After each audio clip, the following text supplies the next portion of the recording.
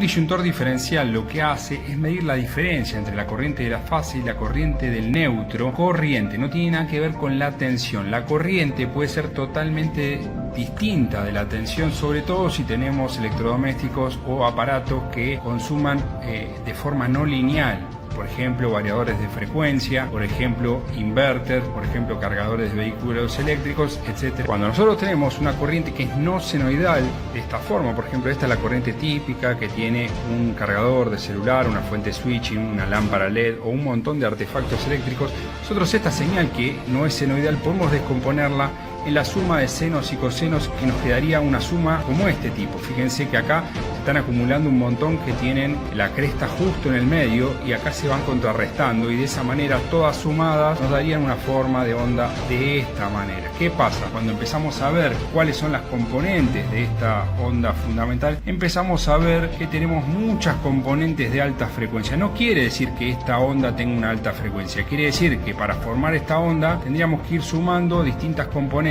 senoidales para obtener esta forma de onda, y eso se traduce como que esta onda tuviese componentes de alta frecuencia. Eso se llama transformada rápida. Acá podemos ver un caso real, por ejemplo, una forma de onda de una computadora, donde podemos ver la deformación que tiene, la distorsión armónica que tiene esta forma de onda, y cómo es el diagrama de la transformada rápida de Fourier en dB. O sea que es interesante saber cómo es el comportamiento en alta frecuencia de un disyuntor diferencial, porque si nosotros atenuamos todas las altas frecuencias podemos no tener en cuenta toda esta parte de acá, y esta parte de acá es una parte fundamental de esta forma de onda. O sea que si yo tengo una fuga que tiene esta forma de onda y yo no tengo en cuenta las altas frecuencias, voy a estar teniendo un valor RMS mucho menor. Entonces, en definitiva, el hecho de atenuar las altas frecuencias o tener una respuesta en frecuencia como si fuese un filtro pasa abajo, dejar solo pasar las partes de baja frecuencia, lo que va a hacer es que me va a dar un error en la medición del valor de la corriente que está midiendo el disyuntor diferencial. Entonces, por ejemplo, podemos tener en un variador de frecuencia una fuga de alta frecuencia que tiene que ver con la parte de conmutación de alta frecuencia, o una inducción que se produce por la conmutación de alta frecuencia de los que son los IGBT, que son la parte de la electrónica de potencia, que esté fugando en alta frecuencia, sobre todo en alta frecuencia. Entonces, para ese caso se utiliza, o es recomendable